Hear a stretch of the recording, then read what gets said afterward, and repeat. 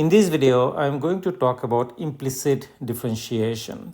So far, the differentiation or derivatives that we have taken, they look kind of like this. Y is equal to f of x is equal to maybe x squared plus e to the power x minus sine of x, something like this, where the right-hand side is all in terms of x. However, there are situations where the equations or the functions are not given in terms of explicit variable, in this case x. What happens is this. You may have something like this, maybe an equation like this: x squared plus 3xy plus y squared is equal to 0. In this equation, so what I'm interested in is kind of finding out how y changes with respect to x. So what I'm going to do, I'm going to use this concept of implicit differentiation. So this is how it works. We are going to take the derivative of both sides of this equation with respect to x. So we're going to take d over dx,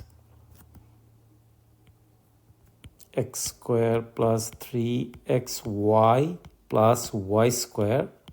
And then they take the derivative of 0. But derivative of a constant is always 0. So derivative of a 0 is going to be 0. So the left-hand side is going to be derivative of x squared, which is going to be just 2x, plus derivative of 3xy. So now here we are going to have to use the product rule. So what we are going to do, we are going to think that u is 3x and v is y. So it's going to be u times derivative of v. So 3x times, so let me put it inside a parenthesis, derivative of v, or I mean derivative of y. So dy over dx plus v times derivative of u. So v is y. Y times derivative of 3x is just 3. So I will have just 3y plus derivative of y square using the chain rule is going to give you 2y times dy over dx, all of it equal to 0. Now if I were to simplify it, I'm going to get 2x plus 3y plus 3x plus 2y times dy over dx, all of it equal to 0. Now I'm going to move these guys to the right, so that's going to give me negative, and divide both sides by 3x plus 2y. So 3x plus 2y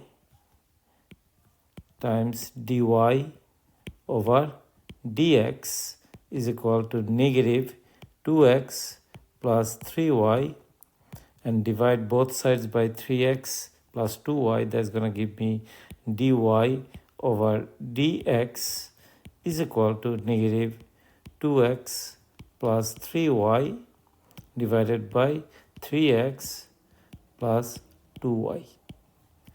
And that is how you do implicit differentiation.